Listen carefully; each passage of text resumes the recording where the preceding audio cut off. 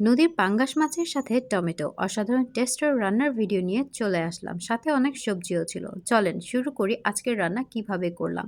বাবা সকাল সকাল বাজার থেকে নদীর টাটকা পাঙ্গাস মাছ কিনে নিয়ে এসেছেন। তারপর শুরু হয়ে গেল মাছ কাটা ধোয়ার প্রসেসিং।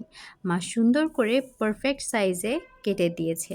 ভালো করে ধুয়ে হালকা করে পানি ঝেড়ে নিয়ে লবণ আর হলুদ দিয়ে মাছ মেখে নিয়েছি। তারপর কড়াইয়ে তেল দিয়ে তেল গরম হয়ে গেলে মাখানো মাছগুলো গরম তেলে দিয়ে দিব। এদিকে মাছ খাওয়ার রাজা টের পেয়ে গেছে বাসায় মাছ রান্না হচ্ছে, তাই চলে এসেছে। কখন ওনাকে আপ্যায়ন করব সেই জন্য ওয়েট করছে।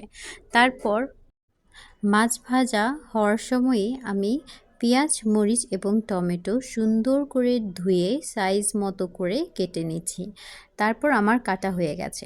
এদিকে পাটায় মশলা, আদা, রসুন আর শুকনো মরিচ বাটা হয়ে গেছে। এদিকে দেখি মাছ ভাজা হয়ে গেছে। তারপর রান্না শুরু করে ফেললাম। তেলে মরিচ, পেঁয়াজ, মশলা এবং তেজপাতা দিয়ে সুন্দর করে ভেজে নিচ্ছি। নেওয়ার পর হলুদ আর লবণ দিয়ে ভেজে নিয়ে টমেটোগুলো দিয়ে দিব। টমেটোগুলো দিয়ে দেওয়ার পর আবার সুন্দর করে নেড়ে দিব।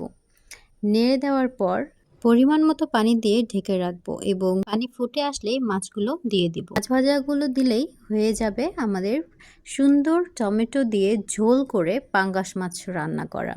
এই রান্না এত সুন্দর এবং এত সুস্বাদু খেতে, আপনারা অবশ্যই একবার হলেও বাসায় ট্রাই করে দেখবেন। এবং আজকের রান্না ভিডিও কেমন হয়েছে অবশ্যই কমেন্ট করে জানাবেন। ধন্যবাদ আমার ভিডিওগুলো দেখার জন্য।